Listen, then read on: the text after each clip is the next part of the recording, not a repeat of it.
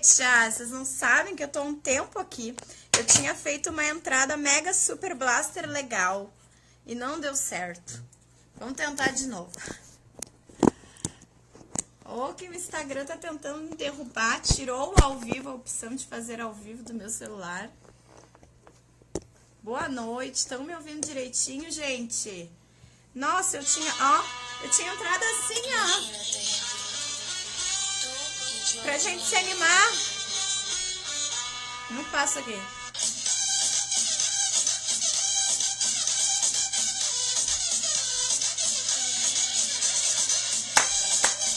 Vamos mexer esse corpo, ó. Quando a gente mexe o corpo, a gente aprende mais, sabia?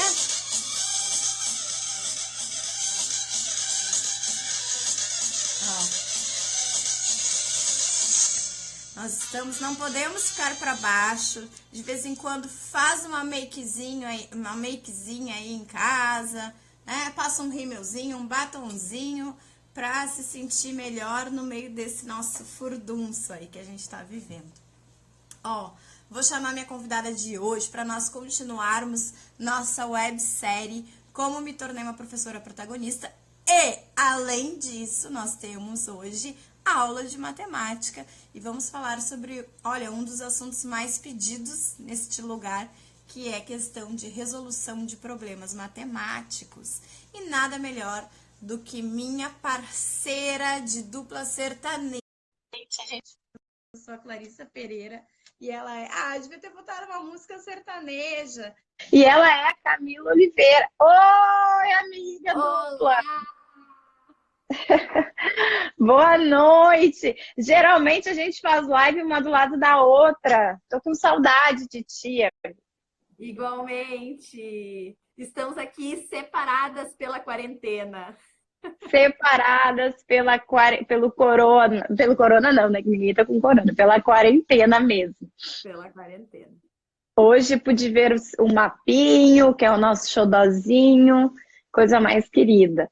Ó, pessoal, quem conhece essa moça, nossa convidada de hoje da nossa websérie, coloca sim ou não se já conhece, se já acompanha as lives da Camila.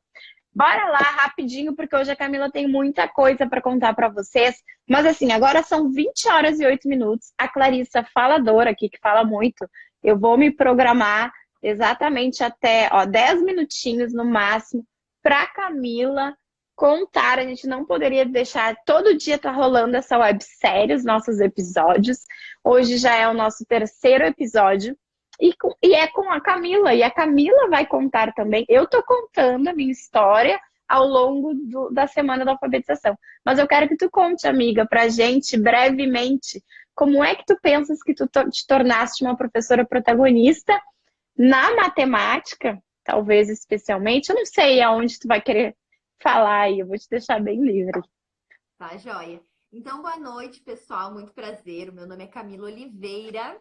Eu sempre brinco que eu e a Clarissa, nós somos uma dupla sertaneja. É a Clarissa Pereira e a Camila Oliveira.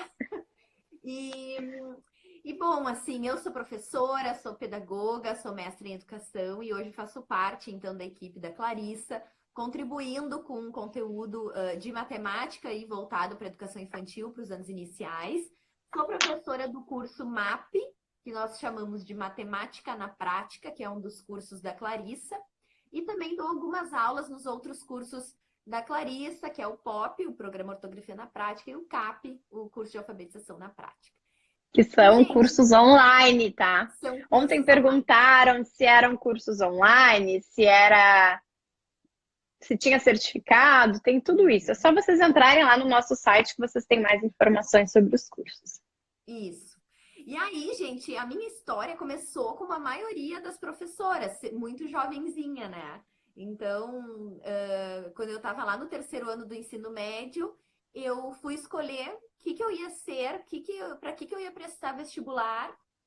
E aí, eu tinha certeza absoluta, sempre quis fazer publicidade e propaganda. Muita gente me dizia que eu tinha um lado comercial muito desenvolto. E não, eu fiquei em conflito, assim, me deu uma atrapalhada, né? 17 anos é super novo pra gente decidir o que a gente quer ser da vida.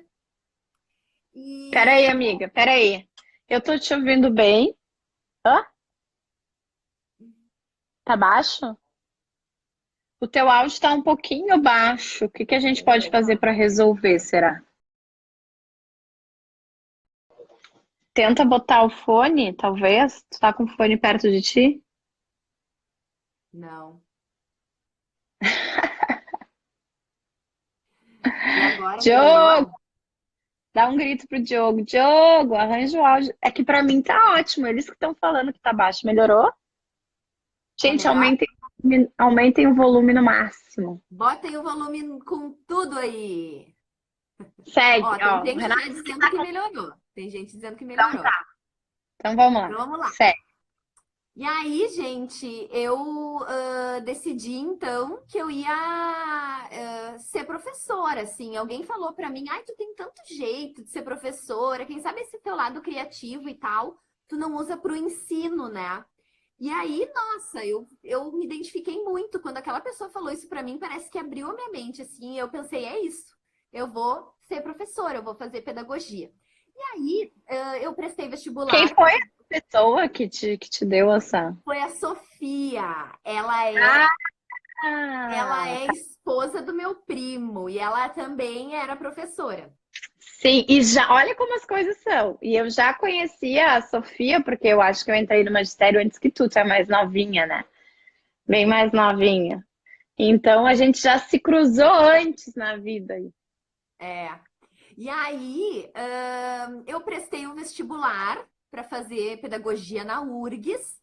Só que ao mesmo tempo, muita gente me dizia: olha, a faculdade é muito teórica, tu precisa de uma coisa mais prática, procura um magistério. Daí eu peguei e comecei a procurar em Porto Alegre e fui fazer magistério, só que ao mesmo tempo eu passei no vestibular. Então, por 2 anos, como eu tinha feito o terceiro ano normal, eu fiz só aquelas disciplinas do magistério para ter mesmo, né, concluir as didáticas e tal. Então, por 2 anos, eu fiz magistério e pedagogia ao mesmo tempo. Eu Sim, fazia uau! pedagogia de manhã, estagiava de tarde e fazia o magistério à noite. E aí, em 2 anos, eu me formei no magistério. E aí, depois, nos 2 anos seguintes, eu segui fazendo só pedagogia e me formei em pedagogia, né? E aí, por muito tempo, eu trabalhei em sala de aula, trabalhei em escolas estaduais e trabalhei em escolas particulares, que foi onde eu conheci a Clarissa Pereira, pedagoga. A Clarissa naquela época. Somente Não, mas já era Pereira e já era pedagoga, né? Sim, mas que agora virou esse nome, né? Eu ganhei um nome novo. Aí lá nessa escola, onde nós nos conhecemos, eu já tinha trabalhado com o primeiro ano e trabalhei com o quarto ano, então. Porque daí foram os anos que eu e a Clarissa mais nos aproximamos, porque a gente trabalhava no mesmo corredor, né? A Clarissa Sim, trabalhava com o terceiro ano e eu trabalhava com o quarto. Então, muitos anos os alunos dela vinham para mim. E, os e daí tinhosos. era super bom, né? Sim, os tinhosos, que eram sempre os Mas as nossos, né? melhores turmas, a gente era apaixonado. É verdade. E aí, gente, foi uma experiência muito boa. Eu entrei na sala de aula, eu era muito novinha, como a maioria das professoras, né? Eu tinha 18 anos as primeiras vezes. Depois, quando eu assumi uma turma que eu realmente era professora titular, foi com 21 anos, né? Que eu já estava formada em pedagogia. Então eu tinha alguma bagagem dos meus estágios e tudo mais, mas haviam muitas inseguranças, né? Aqui no teu canal a gente fala muito sobre as inseguranças de alfabetizar, mas eu fui posta numa sala de quarto ano e eu tinha 21 anos, né? Então eu estava com pré-adolescentes, com matérias que eram super difíceis, assim, né? Disciplinas, porque é toda a história do Rio Grande do Sul, geografia, toda a parte de ciências é bem complexa, toda a parte de português, de produção de texto, de ortografia, de matemática, de expressões numéricas, de frações. Gente, quem dá aula para o quarto e quinto ano sabe, né? Então também bateu uma insegurança de pegar esses adolescentes e de eu E, ser tão e nova. tu tinha mais afinidade com o primeiro ano, né? Tu Eu sempre tinha gostou muita mais. afinidade com os pequenos, Alfabetização. eu sempre trabalhei com os menores, eu sempre tinha trabalhado com alfabetização. O meu estágio obrigatório foi com alfabetização. Eu já tinha feito estágios anteriores sempre na alfabetização. O meu TCC tinha sido sobre alfabetização. Quando me deram aquele quarto ano, foi meio que um choque, assim, sabe? E eu me lembro que os pais também ficaram no início um pé atrás, assim, comigo, tipo, será que essa guriazinha vai dar conta? E Sim. era uma turma. Comigo também, lembra? Porque as duas entraram no mesmo ano. Claro, a Camila é 3 anos mais nova que eu, mas eu tenho essa carinha, gente, de bonequinha, bem novinha. Então acho que eles pensavam, a Camila é alta, tá? Então ela é sempre mais alta que eu. Deviam pensar que eu era mais nova também. E a gente ficava muito insegura. E tem muita gente que fica, não é brincadeira, né, o que a gente tá falando. É. Então, quanto mais, o que que fez a gente passar por essa insegurança? Eu nunca vou esquecer da minha primeira reunião. Mas o que que eu fiz antes de ir para lá? Sabia tudo que eu ia falar naquela reunião, sabia tudo que os alunos tinham que aprender naquele ano, e eu tenho certeza que tu também. Exatamente. Bateu essa insegurança. Eu me lembro que os pais meio que me questionaram assim, né? E também a minha paralela, gente, a minha paralela, que foi anos minha paralela, que era maravilhosa, que eu aprendi horrores com ela. Ela me disse, tempos depois, que quando ela me viu pela primeira vez, ela pensou, ih, será que essa guriazinha vai dar conta? Ainda mais que aquela primeira turma que me deram era uma turma pipocante, né? Um pouco Sim, borbulhante. Então, assim, eu tinha 31 alunos, se não me engano, de quarto ano. Era uma turma cognitivamente muito boa, mas realmente eles eram muito falantes, eles eram muito ativos, né? Então, eu tive que buscar estratégias nesse sentido, mas era uma turma muito boa. Foi um ano muito especial, porque foi o ano que eu casei. Eles me deram um presente de casamento. Eles foram no meu casamento na igreja, né? Na parte da igreja. Foi muito sim. especial, assim. Foi uma coisa muito especial. Mas como tu disse, o que que eu fiz para me ajudar nessa insegurança, né? Ahn, eu me preparei. Eu precisei estudar. Eu acho que essa é a questão chave, assim. Eu precisei estudar para me sentir mais segura das coisas que eu tinha que fazer. E quando eu digo estudar, é todos os aspectos. Eu tive que estudar desde o currículo, o que que eu ia ter que ensinar, o que que eu ia falar para esses pais, como que ia ser esse planejamento, como que era o funcionamento da escola, tá? Desde essas Sim. partes assim mais práticas até a questão de conteúdo que eu ia ter que ensinar para eles, né? Porque sistema respiratório, digestório, reprodutor, toda a história do Rio Grande do Sul, geografia, eu também já passei por isso, tinha passado por isso há muitos anos atrás. Então eu precisava me apropriar de novo para poder ensinar as crianças, né? Eu não podia Com chegar lá com certeza. qualquer texto, enfim. Eu me lembro que a professora do ano anterior tinha muito material no armário dela, que eu fiquei na sala dela e ela foi para o quinto ano. E eu refiz todos os materiais, eu não aproveitei nada do que Olha, a tinha, protagonista. né? Então, eu acho que ali começou o meu protagonismo, porque eu via aquelas folhas assim, não que não era um trabalho bom, né, gente? Claro que era um trabalho bacana, teve textos que eu aproveitei e tal, mas eu vou dizer para vocês que se eu aproveitei um texto, eu redigitei todo de novo, eu fiz todo bonitinho de novo, na mesma estrutura que eu faria naquele ano todo, usando a mesma fonte, deixando as coisas alinhadas, nada rexerocado, sabe?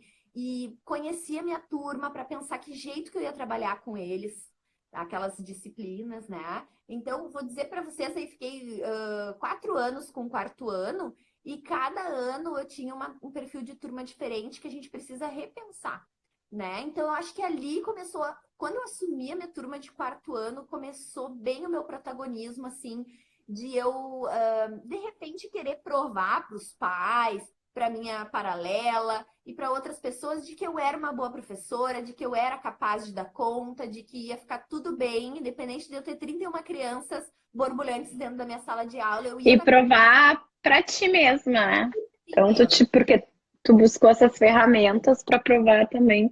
E foi um sucesso, as crianças amaram. Eu lembro, a gente casou no mesmo ano também, né? Eu e a Aham. Camila, a gente lá na escola, ela foi em setembro e eu fui em novembro. Hein, Camila? E na mesma época, eu e tu também começamos a atender alunos particulares, nos virávamos nos 30. Eu ainda dava aula de manhã, de tarde no laboratório, né? E aí tu começaste a te aproximar por essa profissão de dar aula particular e acabamos nos aproximando de crianças com dificuldades, não só de quarto ano, mas de primeiro a quinto ano. Fala um pouquinho sobre isso para dizer como tu chegou na matemática e em seguida a gente poder pensar que foi isso que tu precisou, que foi, eu sei que a maior mudança de paradigma da tua vida aí na profissão, que é a questão dos problemas, né? Eu acho que eu Bom, pensar isso. aí, gente, que começou a acontecer, eu precisei de um complemento de renda, né? Então, eu fui buscar as aulas particulares como um complemento para minha renda, já que era a minha profissão, né? Então, uma professora lá da escola mesmo me ofereceu, ela disse, ó, eu tenho uma menina para atender, mas eu não consigo, eu não vou pegar, será que tu não topa? E eu topei. E aí eu comecei, gente, daqui a pouco a mãe daquela menina me indicou para outras mães da mesma escola para foi no boca a boca, eu estava atendendo várias crianças que eu já não tinha mais horário na minha agenda. Também comecei a ir nas escolas para fazer reunião sobre as crianças, daqui a pouco a própria escola indicava. Então, começou esse trabalho bem assim, presente na minha vida, né? E aí eu comecei a ter reunião, comecei a ter contato então com essas crianças que tinham dificuldade e que eram atendidas então por fonoaudiólogas, psicólogas, outros profissionais que normalmente tinham dado diagnóstico para aquela criança. E aí eu tinha reuniões com esses profissionais. Mesmo quando eu era professora da escola, como se tratava de uma escola particular, eu tinha alunos que eram atendidos por outros profissionais da área da saúde e que vinham na escola conversar comigo. Então, tanto eu, como professora particular, ia conversar com esses profissionais, como eu, professora da escola, recebia esses profissionais na escola para conversar.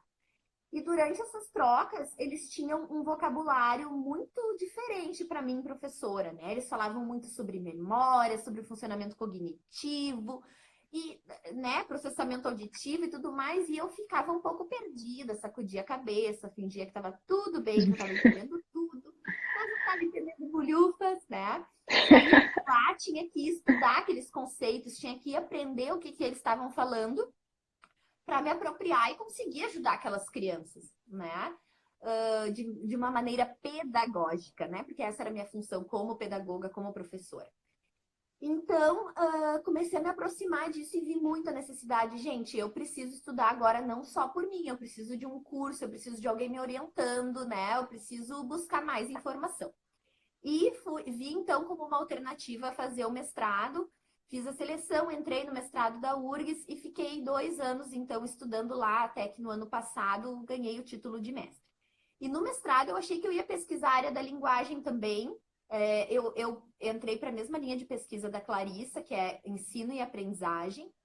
E nós pegamos professoras que são parceiras também. Eu era uma orientadora, a Clarissa era outra, mas elas trabalham em parceria com uma visão mais da psicologia cognitiva. Neuropsicologia da aprendizagem.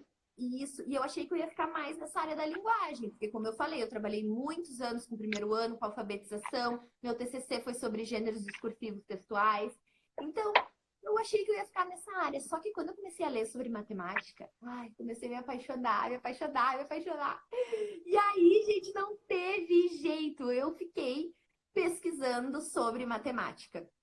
E aí, quando ela me disse que ia pesquisar matemática, eu disse que tu vai pesquisar matemática. Eu também fiquei assustada. E o meu trabalho de mestrado, ele foi uma pesquisa que fez associação entre o desempenho matemático e as funções cognitivas das crianças, tá? Então, a gente fez testes de crianças com desempenho típico e com desempenho baixo, né, em matemática. E quais as relações que esse desempenho tinha com as funções cognitivas, com 8 funções cognitivas, com atenção, com memória, com percepção visual, com linguagem, várias Que funções. tem uma aula lá no CAP que a gente fala sobre isso logo no primeiro módulo, né? Tem aula lá no CAP que as gurias adoram, né? Sim, amam. E Muito aí, bem, gente, Camila. E aí, gente, esse estudo do mestrado me fez ter mais vontade de voltar correndo para a sala de aula e fazer um monte de coisa diferente do que eu estava acostumada a fazer. Dentre elas, o trabalho com problemas matemáticos, que é o que a gente vai falar um pouquinho aqui hoje. E para mim é um prazer enorme fazer parte da equipe da Clarissa e da gente ter o MAP, o Matemática na Prática, da gente ter o CAP, o POP. Porque, gente, se eu voltasse para a sala de aula hoje, seriam 30 crianças que iam aprender matemática de um jeito diferente. Mas no momento que eu tenho o MAP, no momento que a gente tem o CAP, no momento que a gente tem... Eu tô falando para... Lá no nosso grupo tem 3.000 e poucas professoras, né? Então a gente está falando para 3.000 e poucas professoras que multiplicam isso na sala de aula. Então eu, sendo professora de professores, a Clarissa sendo professora de professores, a gente consegue espalhar muito mais esses conhecimentos do que se a gente fosse professora de uma sala de aula só. Então, nesse sentido, eu me sinto muito honrada de fazer parte da jornada de quem topa fazer os cursos que a gente oferece, né? Muito bem. Olha quem tá aí, a Prof. Carol Mendonça. Eu indico muito ela como prof de português. Seja bem-vinda, fico muito feliz.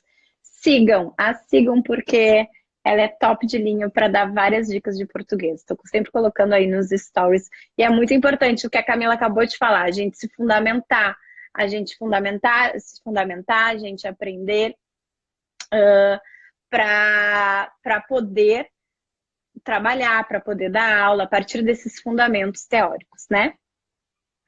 Ótimo. Amiga, querida, não vou te abandonar, eu vou ficar aqui, mas vamos começar porque eu vou te falar o que eu sempre fiz na minha sala de aula, tá? Uhum. E aí, a partir disso, tu vai dizendo aí. E o pessoal aí vai me dizendo se identificou com todas essas nossas inseguranças. Mas é o seguinte, eu sempre ensinei, e ó, até pouco tempo, tá? Sempre ensinei o que era adição, o que era subtração, o que era multiplicação depois, né? Depois de um tempo. E só quando os meus alunos estavam dominando a adição, a subtração, começava bonito, com material concreto, material dourado, até que eu não começava direto no vamos pedir emprestado, que ninguém pede emprestado para ninguém, aquela coisa bem linda. Depois de um tempo, eu fazia problemas matemáticos. Eita, lelê. E só depois, imagina, se os meus alunos não dominam a adição, como é que eu vou propor um problema matemático de adição? Se os meus alunos não dominam a multiplicação, a divisão, como é que eu vou propor um problema matemático disso? Porque envolve compreensão leitora, era essa a minha ideia. Envolve muitas coisas ao mesmo tempo. Aliás, como é que eu vou fazer problemas na alfabetização? Estamos na semana da alfabetização. Crianças que não leem, na educação infantil. Então, eu fazia sempre o depois. E aí, aprendi com você que eu estava completamente errada. Deixa o pessoal aprender também. Bora lá. Tá, gente. Então, eu acho que a maioria de nós fizemos isso por muitos anos. Eu também fiz isso até aprender diferente, né? Então, por muito tempo, eu também só fiz os problemas como forma de sistematizar um conteúdo.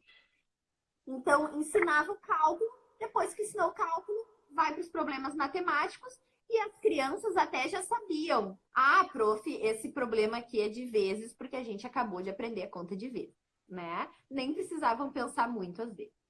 Mas, gente, qual é a premissa aqui que eu aprendi e ensino para as minhas alunas que quebra com todo esse paradigma aí de só fazer os problemas só fazer os problemas na hora de sistematizar?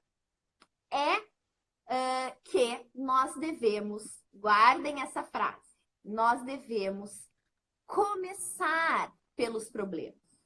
Gente, nós devemos começar a ensinar um conteúdo pelos problemas matemáticos. A gente não precisa ensinar o cálculo, ir para o quadro, mostrar como é que faz, para só depois sistematizar. A gente pode fazer o caminho inverso. Primeiro a gente faz os problemas e depois a gente sistematiza o cálculo. Por que eu defendo essa teoria de que a gente primeiro começa pelos problemas e depois a gente vai para o cálculo, gente. Olha só, anotei aqui, eu vou espiar para não esquecer nada, tá? Com certeza. Planejou. Muito bem. Planejei. Em primeiro lugar, gente, os problemas, eles dão sentido para os números. Eles contextualizam o cálculo. Não é simplesmente um número que a prof jogou lá no quadro e que agora eu tenho que juntar, né? Essas bolinhas com essas bolinhas que vai dar tantas bolinhas, né? Essas florzinhas com essas florzinhas que vai dar tantas florzinhas. Mas os problemas, eles dão um contexto para aquele cálculo, né? Não fica o número solto.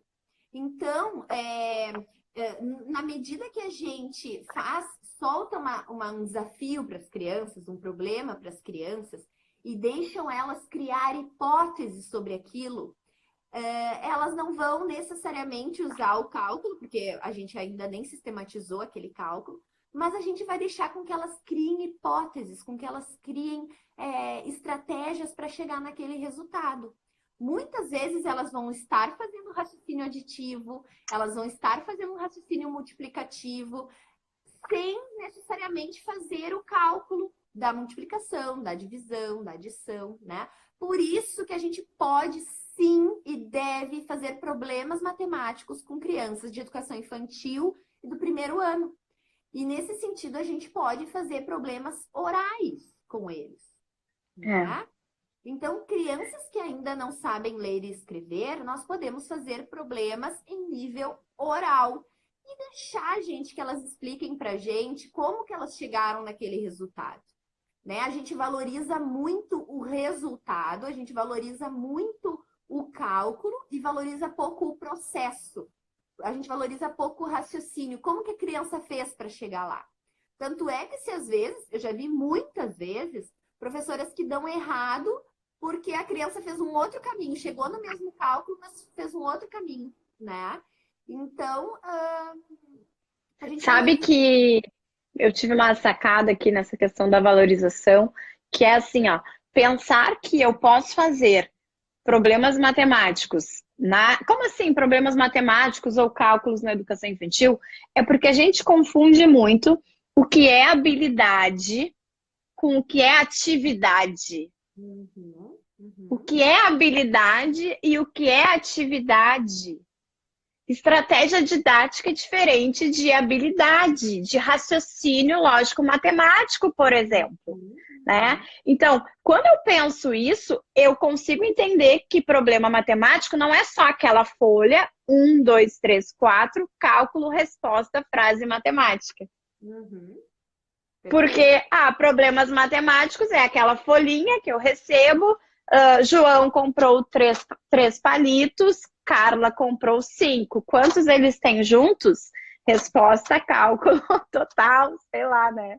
Frase matemática. Mas habilidade é diferente de atividade, né? A gente já E aqui, já ó, pensa... que várias pessoas estão pedindo exemplos, gente.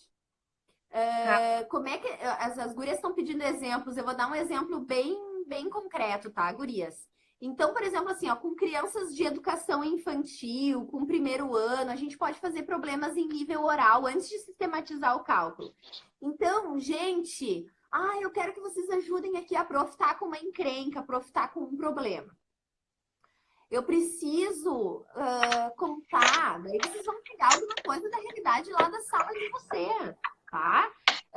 Eu preciso contar aqui quantos bilhetes a professora, a diretora trouxe aqui para mim. Só que primeiro ela trouxe 6 bilhetes e agora ela trouxe mais 10. Como é que a gente pode saber quantos bilhetes ela trouxe?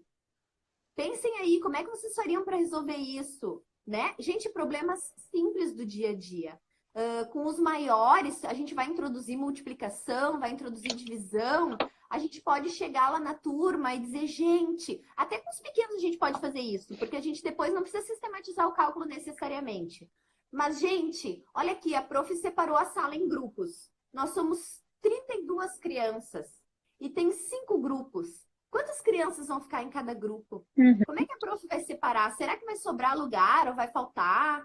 Deixem as crianças ficarem olhando para as cadeiras e pensando, gente, criando hipóteses.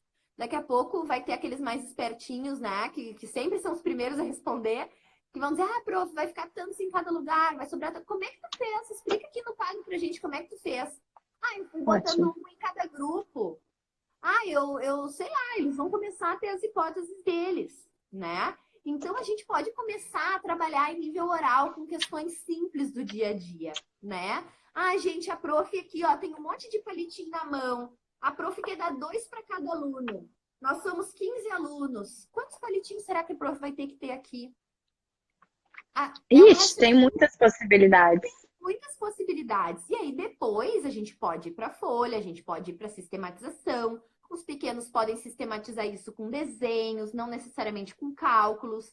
Com, Os com maiores material concreto também, né? Não só no nível oral, mas educação material infantil a gente vai concreto. trabalhar com o corpo deles para eles enxergarem aquilo que a gente está Ótimo. falando. A educação infantil a gente pode pedir, a prof tem que dar 2 para cada um, então cada um vai fazer assim com os dedinhos, ó. Vamos contar quantos dedinhos tem levantado de todo mundo. Vamos lá, quem é que me ajuda? Vamos chamar o ajudante aqui. Vamos, né? Gente, tem tantas possibilidades, assim, ó, que são infinitas. A gente ia passar falando aqui um tempão, né? E claro, gente, muita gente fala assim para mim, o meu aluno, ele tem muita facilidade com os cálculos, mas chega na hora dos problemas, ele trava. Será que não é mais difícil o problema? Será que não é melhor primeiro ensinar o cálculo para depois ensinar o problema? Porque no problema ele tem mais dificuldade e tal. Mas, gente, o problema, ele parece ser mais complexo porque ele recruta mais habilidade, mais funções cognitivas, né? A criança precisa ler, ou a criança precisa escutar, ela precisa elaborar uma estratégia, ela precisa elaborar um plano, ela precisa executar aquele plano, né? Ah, como é que eu vou fazer? Eu vou juntar isso com aquilo? Não, isso aqui não dá. Eu vou botar um em cada grupo? Não, isso aqui dá. Vou fazer assim que eu acho que vai ser mais fácil.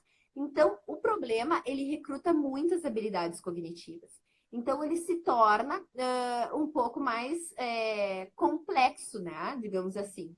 Mas na medida em que a gente faz dentro do contexto das crianças, que a gente faz coisas que têm sentido, que a gente faz coisas que vão ser úteis, né? Letramento matemático, uma coisa que tem uma função. Eu não estou fazendo aquilo só por fazer, aquilo tem uma função. A prof vai distribuir os bilhetes, por exemplo. A prof vai nos separar no grupo. Então, por isso a gente tem que saber quantas crianças vão em cada grupo. Tem uma função eu pensar neste cálculo, tem um porquê, né? Então, a gente precisa dar sentido para esses números, a gente precisa fazer com que isso ganhe vida, né? E não seja algo mecânico e monótono, como muitas vezes se torna quando a gente acaba ensinando os problemas só depois. Porque muitas vezes a gente ensina o algoritmo, né? Ensina o cálculo, e aí depois, a gente... Quem nunca fez isso? A gente ensina até estratégias para as crianças resolverem os problemas.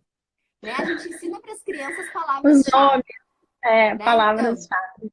Então, toda vez que tiver diferença, gente, vocês vão fazer cálculo de menos. Será? Será que é isso? É verdade. Mesmo?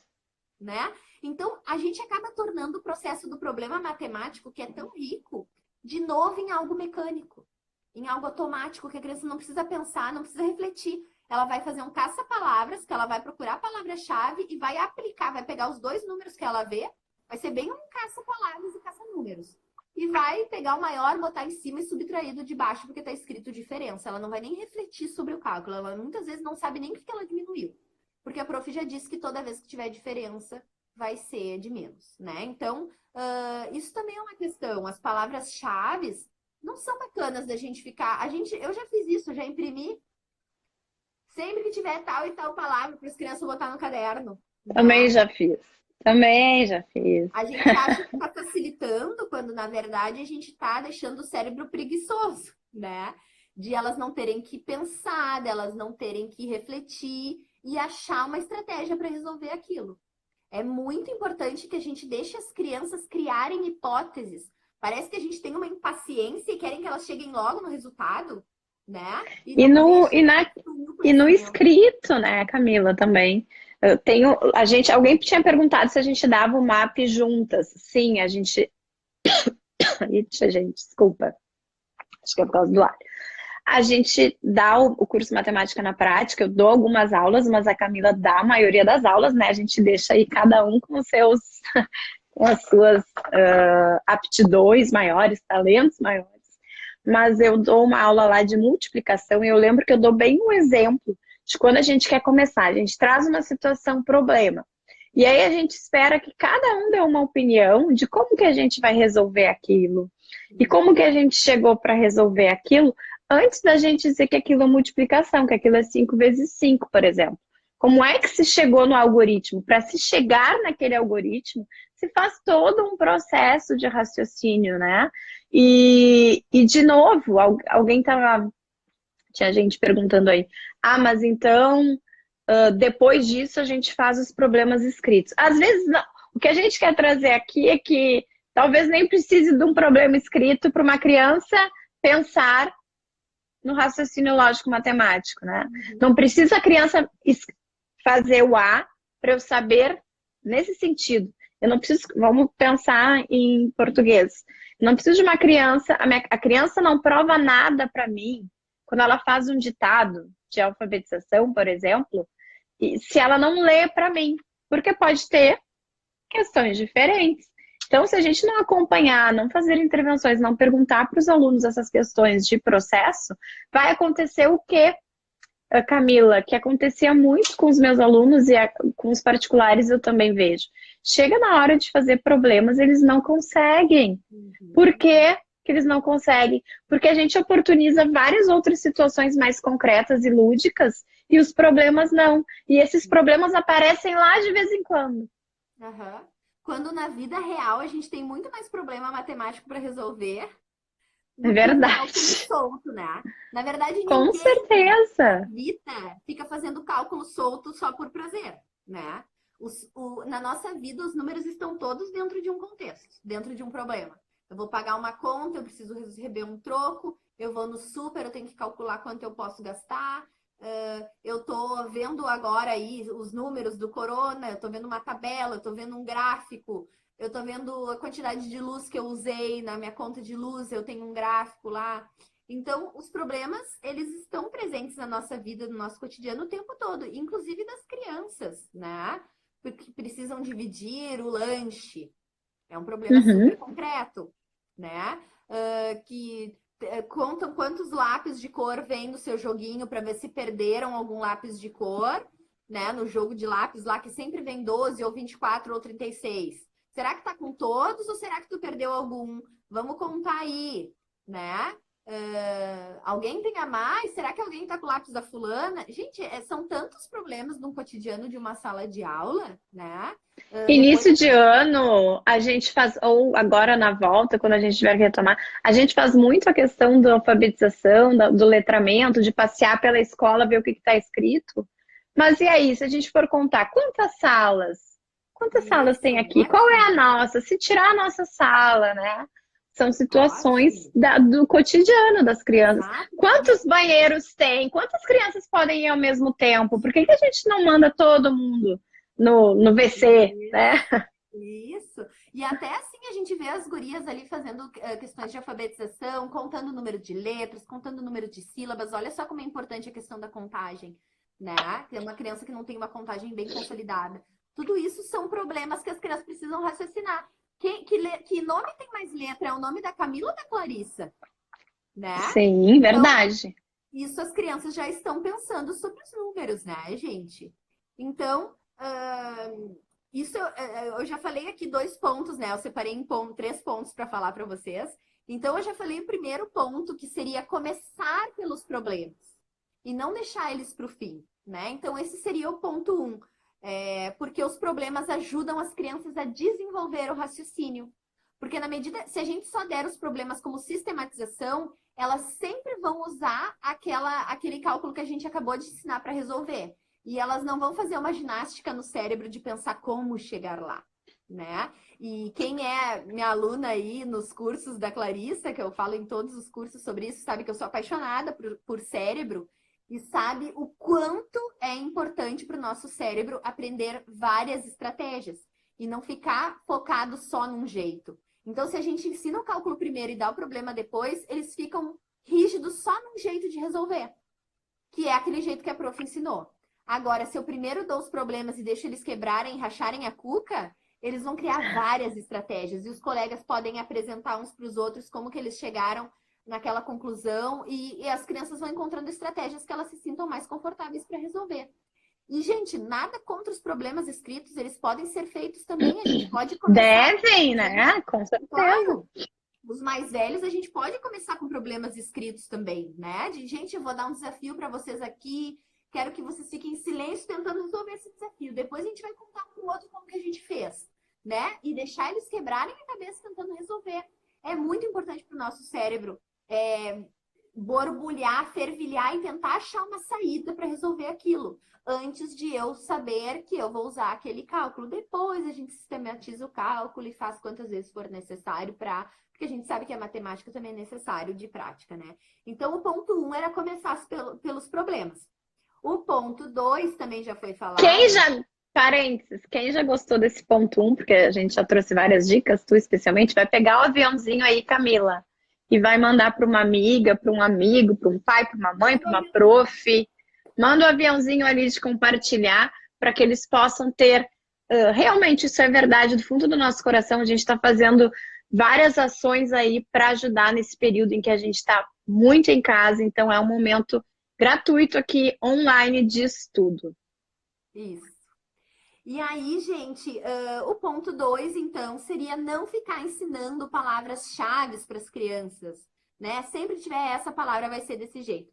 Porque não necessariamente vai ser sempre, gente. Isso engessa o raciocínio da criança, faz com que eles não reflitam, não precisa nem ler o problema, vira um caça-palavras, um caça-números, que eles vão simplesmente aplicar algo que tu ensinou, uma técnica ensinada. Então, não precisa ensinar palavra-chave. Deixa eles lerem, deixa eles compreenderem.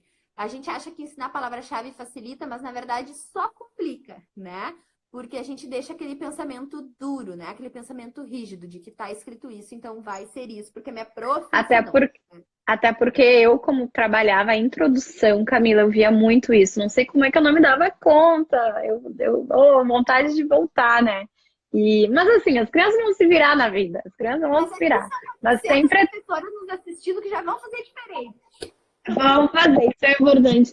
Mas aí a gente se dá conta por que quando começam tu vai lá e ensina as palavras-chave de subtração e adição, né? Quando for algoritmos assim. Aí quando a gente dá a multiplicação e a divisão, muitas vezes vão ter palavras iguais ali. E aí, e a possibilidade de eu fazer somando ou fazer multiplicando. Só que aí eu já coloquei na cabeça da criança que era tal palavra-chave, era só para... E aí eles ficam, meu Deus, e agora? Qual é o cálculo, né? Porque eu não ensinei eles a pensar, a chegar, a refletir, a desenhar aquele problema. Ótimo. Gente, um terceiro ponto use valores e situações reais, gente. Porque, assim, às vezes a gente quer inventar problemas matemáticos e a gente acaba fazendo coisas fora da realidade das crianças. Ou, como a gente disse, a pessoa trabalha numa escola de manhã, numa escola de tarde, com o mesmo ano, quer aproveitar. Só que são realidades diferentes, né? Daqui a pouco tu trabalha numa periferia de manhã e numa escola particular de tarde. Aí tu fez aquele problema, que a fulaninha fez uma festa de aniversário com 1000 docinhos que a mãe dela separou em tantos pratos e daí levou o problema para a periferia. E daí? Né? Será que aquilo é a realidade das crianças? Será que aquilo faz sentido? Será que elas conseguem ter dimensão do que é 1000 docinhos e separar? Não, né, gente? Não. Então, a gente fazer problemas que são do contexto das crianças já facilita muito. Se alguém aqui para nós, pedagogas, nos fazer um problema matemático com números da bolsa, de ações na bolsa, não sei o quê, a gente vai ter dificuldade de resolver, por mais simples que seja. Com certeza. Né? Porque não são coisas da nossa realidade, né? Então, a gente precisa levar coisa para as crianças que sejam da realidade delas. E além de ter um contexto de realidade, tem que ser números que equivalem à realidade daquilo, né? Então, quero usar o número 1000. Eu não vou falar que uma criança foi no bar e comprou 1000 balas, né, gente? Porque uma criança não vai num bar comprar 1000 balas. Uma Verdade. mãe vai num atacadão para comprar 1.000 balas porque tem um evento tal, pode ser, né? Agora, uma criança não vai no bar comprar 1.000 balas. Eu quero usar o número 18.000, eu quero usar um número alto. Bom, eu vou falar da compra de um carro, eu vou falar da parcela de alguma coisa. Eu não vou falar sabe, de 18.000 o Ótimo. quê? A gente precisa dar contexto para esses números, né? A gente dar números que são fora da realidade também não ajuda as crianças, né? Porque as crianças perdem a percepção do que é real. A gente chama isso de senso numérico. Elas perdem o senso numérico, né? De eu ter noção. Por exemplo, eu botar lá que uma criança pesa 300 quilos. A criança que não questiona isso, né? Claro, se elas ainda não sabem o que é quilos, é completamente normal que elas não questionem isso, né? Mas na medida que a gente trabalhou com quilos e tudo mais, ela precisa perceber que tem alguma coisa de errado. Que Com certeza, sim. uma criança com 300 quilos não existe. Ah, e a professora errou um zero, era 30 quilos, né? Então, se eu fico trabalhando com números fora da realidade, a gente não ajuda as crianças nesse senso numérico, nessa percepção de que 300 é muito para uma criança pesar, né? Então, tudo isso a gente precisa pensar na hora da elaboração desses problemas também, que a gente precisa usar números reais em contextos reais dessas crianças. Então, esse é o ponto 3. Ótimo. E esses contextos reais, não é exagerar, tipo assim, tudo agora vai ser do corona, né? O que aconteceu, quantos dias a gente ficou em casa, blá, blá, blá, blá, blá, blá. Não é também a forçação de barra que a gente sempre fala, né? Que não é. A gente vê muito isso nas datas comemorativas. Aí a gente pega personagens daquelas datas comemorativas e coloca eles como personagens. Só que aí a gente até pode fazer isso. Eu fazia muito na questão de Porto Alegre de trabalhar com as datas. Então, se Porto Alegre, eu trabalhava a história de Porto Alegre no terceiro ano, a história da cidade. Então, se Porto Alegre nasceu em tal ano, qual a diferença comigo, da minha idade? Desculpa, que feio isso. A gente traz essa questão das datas ali. Agora, o que eu tô querendo dizer, vai aí, Camila, que eu fiquei sem voz. Complemento da questão da realidade. É não pegar na festa junina e fazer sem noção, misturar a festa junina com o que a gente está trabalhando, com Tiradentes, com no mês. E assim, gente, uma coisa simples, mas que as crianças já amam, é usar o nome das crianças da turma nos problemas matemáticos, né? Então, a professora Camila foi encontrar a professora Clarissa. Elas marcaram as 3 horas, mas a Clarissa chegou 3h10. Quantos minutos ela chegou depois? Sei lá, né, gente? Tô dando um exemplo aqui. Mas só de a gente usar o nome das crianças, elas já ficam, assim, encantadas de ter o nome delas ali. Aquilo ali já dá um gás, já dá um estímulo para resolver, né? E situações reais que acontecem toda hora. De matemática toda hora. Eu aprendi isso muito. Como a gente aprende a ser professor olhando várias práticas? No meu estágio da pedagogia, a prof. Luciane, qualquer coisa que acontecia, ela ia para a lousa, não precisa de muitos recursos, e reproduzia. Então, assim, eu lembro que uma vez o Guilherme, um aluno, levou tantas moedas, ele queria comprar um lanche, chegou no bar e faltou dinheiro. Aí ela foi, gente, vamos ajudar o Guilherme a entender por que ele não conseguiu comprar o lanche, porque ele não está entendendo por que ele não conseguiu comprar o lanche, né? E aí eles faziam todo o cálculo para compreender uma situação totalmente real, que não está ali no planejamento escrito, mas é um objetivo que a gente tem que atingir. Ótimo. Perfeito. E aí, gente, o último ponto de hoje, né? Então, 1, começar pelos problemas. 2, não ficar dando palavras-chave. 3, usar situações reais e números reais. E 4, gente, fazer diferentes tipos de problemas. O que eu quero dizer com isso, gente? A gente tem o raciocínio aditivo, que engloba adição e subtração. E a gente tem o raciocínio multiplicativo, que engloba multiplicação e divisão. Tô falando aqui nos anos iniciais, né? Depois a gente tem outros tipos de raciocínio aí. E aí, gente, o que que acontece? A gente fica muito num tipo de problema que a gente chama de parte todo, né? Então, a gente fica muito num tipo de problema, por exemplo, de subtração, tá? De que a Camila tinha 10 lápis e ela perdeu 5, né? Que eu vou fazer 10 menos 5. Ou a Camila tinha 10 lápis e ganhou 5, que eu vou fazer, né? Então a gente fica muito nessa coisa bem simples, que eu pego dois valores e junto eles, né? Mas o raciocínio aditivo, ele tem vários outros tipos de raciocínio, que também são cálculos de adição e de subtração, mas que as crianças têm que pensar de uma outra forma. Então, quando eu estou falando, por exemplo, assim, que a caixa de lápis tinha 10 lápis, só que a Camila só tá com 3. Quantos que faltam para ela completar esses 10 lápis? Já é um outro raciocínio. Porque eu não vou pegar 10 e juntar com 3, né? Então, é um outro tipo de raciocínio. Quando eu falo que a Camila e a Clarissa têm uma diferença de 3 anos e de que a Camila tem tanto de quanto que a Clarissa tem, é um outro tipo de raciocínio, né, gente? Então, a mesma coisa no raciocínio multiplicativo.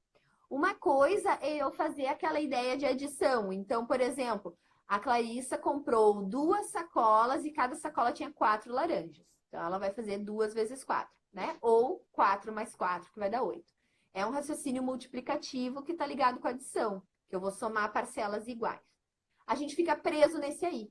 E a gente esquece que existem outros tipos de multiplicação, como, por exemplo, a análise combinatória. Combinatória. Né? Então, que é uma coisa que a gente faz o tempo todo também, e a gente escuta esse nome análise combinatória e acha que é coisa lá do ensino médio, sei lá eu de quando. Então, quando, por exemplo, uma prof diz assim, a gente pode pegar os uniformes da escola, ou a gente pode pegar tipos de sanduíche, né? Mas assim, aqui na escola tem saia, tem bermuda e tem calça.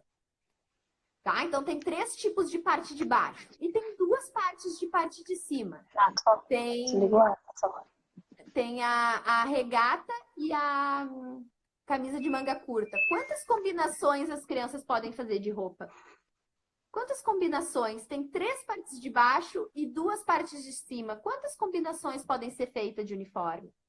Isso é um raciocínio multiplicativo que não estou somando partes iguais, porque não são 3 blusas mais 3 blusas mais 3 blusas. Não, é outro raciocínio. E isso a gente faz o tempo todo, quando a gente combina um tipo de pão com um recheio dentro, uma massa de pizza com outro recheio, a gente está fazendo combinações diferentes. E isso a gente pode também fazer desde a educação infantil. A gente não faz sistematizar com eles o cálculo, botar lá tanto vezes tanto, porque não está na hora ainda. A matemática tem um ensino que é hierárquico, a gente não vai sistematizar cálculo de multiplicação com crianças pequenas. Mas o raciocínio multiplicativo, o raciocínio da análise combinatória, eles já podem ter. A gente pode levar as peças de uniforme, né? Olha aqui, pessoal, eu tenho essas peças aqui. Vamos ver quantas combinações a gente pode fazer? Pode fazer a bermuda com a regata, pode fazer a saia com a regata. E a gente pode ir montando as peças. Primeiro ano dá para fazer, Flávia, de maneira concreta, tá, gente? De maneira concreta, ainda mais para os pequenos. Tem que ser com desenho, tem que ser com as peças de roupa. Se vocês forem fazer com sanduíche, dá para levar os sanduichinhos e os tipos de patê, tá? Então, dá para fazer de EVA, que nem tá dizendo aí. Tem material para fazer de EVA, fazer as roupinhas de EVA e as crianças pensarem. Tá? Então, tudo muito manipulação, tudo muito manipulativo. Inclusive, é uma festa do sanduíche, né? Dos recheios, enfim, aí ver quantas possibilidades a gente fez. As coberturas de bolo, leva 2 bolinhos diferentes, um bolinho de cenoura, um bolinho de chocolate, e bota coberturas diferentes, né? Tem tanta coisa, gente, que pode ser feita. É um outro raciocínio. Eu não estou somando 2 mais 2 mais 2 mais 2. Não. É um raciocínio diferente de multiplicação. Então, o problema, um dos problemas é que a gente fica muito presa num tipo só. Por quê? Porque a gente não conhece os outros tipos. Aí a gente fica naquilo, né, gente? Eu sempre falo, as professoras fazem tudo na boa intenção. A gente dá o nosso melhor. é porque a gente não conhece. Eu também só conheci esses outros tipos, como eu falei para vocês, quando eu fui estudar. E aí a nossa prática vai mudando, porque a gente vai estudando, a gente vai aprendendo, a gente vai se aprimorando, né? Então, análise combinatória é um outro tipo de raciocínio. E quanto mais tipos de raciocínio a gente ensina para as crianças, melhor é para elas, gente. Melhor é para esse nosso cérebro aí, que vai encontrar vários caminhos para resolver esses problemas. E quem Ótimo. quiser saber mais sobre a questão de material concreto, a gente tem live no canal, né? Tem uma live que eu falo só sobre o uso de material concreto na matemática, que é super, ultra, mega, blaster importante, principalmente para os pequenos, mas também para os grandes. Tem live sobre letramento matemático, tem live sobre ambiente matematizador, tem live sobre uso do material dourado para adição, multiplicação, divisão, subtração e para a construção do número do sistema de numeração decimal. Tem live sobre ábaco, tem tanta coisa no nosso canal que vocês podem passar a quarentena olhando. Alguém perguntou qual era o teu canal. É o mesmo que o meu. A gente trabalha aqui, ó, em equipe, tá? O Instagram dela também. É Clarissa Pereira Pedagoga. Uma vez por semana, a Camila abre caixinha de perguntas por aqui. Então, vocês têm que ficar atentas para saber quando é o dia. Nós não vamos falar o dia. Por isso, tem que nos acompanhar todo dia. Todo dia tem que nos acompanhar. Isso. Ó, alguém perguntou quem é a professora que está falando, ó. Gente, É a Camila. Quem não estava aí no início. Como eu falei para vocês no início, eu faço parte da equipe da Clarissa. Então, o meu canal no YouTube é Clarissa Pereira Pedagoga. Tem uma playlist lá só com coisas de matemática. E o meu Instagram também é Clarissa Pereira Pedagoga, porque eu solto coisas de matemática para... E no site, tem gente que tá pedindo referências, no site tem, tá, gente? clarissapereira.com.br. Aqui não é, aqui a gente é profissional, tem site, tem Facebook, tem Semana da Alfabetização. É isso aí, nós temos que receber bem esse ponto. Mas é o seguinte, no site tem artigos maravilhosos da Camila sobre princípios de contagem, sobre toda a live, geralmente a gente faz um artigo. Então, se vocês querem ler, para quem prefere ler, tem um artigo. Para quem prefere ver o vídeo longo, tem a live. Para quem prefere ver vídeo curto, tem os vídeos curtos. Então, não tem desculpa para a gente estudar. A gente dá todas essas opções. E tudo que tu falaste aqui faz parte do MAP, do Matemática na Prática. Só que, claro, lá tu vai explorar muito mais o senso numérico, muito mais como trabalhar problemas para determinado ano, determinada a hierarquia da matemática, né? A gente fala da BNCC também. Então, o sistema de numeração decimal, que sou eu que dou a aula, multiplicação, divisão. Como o CAP ele tem fundamento e também tem muita prática, né, Camila? E aí tem gente perguntando se o MAP está aberto. Sim, o MAP está aberto neste momento, o curso Matemática na Prática. Você pode entrar lá no nosso site e clicar em cursos, tem uma abinha lá, cursos, e aí você pode ainda assistir uma aula introdutória, né? Qual é o mesmo nome da aula? Que ninguém te contou sobre educação matemática, então para complementar essa aula, 3 passos aí para ensinar matemática inicial. Então vocês podem aproveitar a quarentena para fazer isso e também para ver os vídeos da Semana da Alfabetização, né? Hoje saiu o vídeo da Semana da Alfabetização, às 9 horas da manhã saiu. Quem é que aí já olhou, Sim. gente? Sim. Sobre qual o melhor método de alfabetização. E olha que importante, complementar e pensar que as crianças, que a gente não vai trabalhar só a alfabetização, não é isso que a gente quer fazer, né? O MAP vai ficar aberto enquanto a gente abrir o CAP, enquanto a gente abrir o POP, também tem o programa Ortografia na Prática, o MAP está lá disponível. O que acaba acontecendo é que às vezes a gente fecha para renovar alguma aula ou para fazer uma aula nova, mas por enquanto ele está aberto, tá? Para fazer um curso novo, sei lá, aumentá-lo e aí vai mudar de alguma forma. Gente, está acabando o nosso tempo, faltam aí 30, 24 segundos, do nada aparece aqui. E eu quero te agradecer, Camila, por esse momento, agradecer a todos que estão aqui com a gente, que compartilharam. Mandar um super beijo e dizer que espero todos no próximo vídeo. Beijo. Tchau, gente! Tchau, tchau!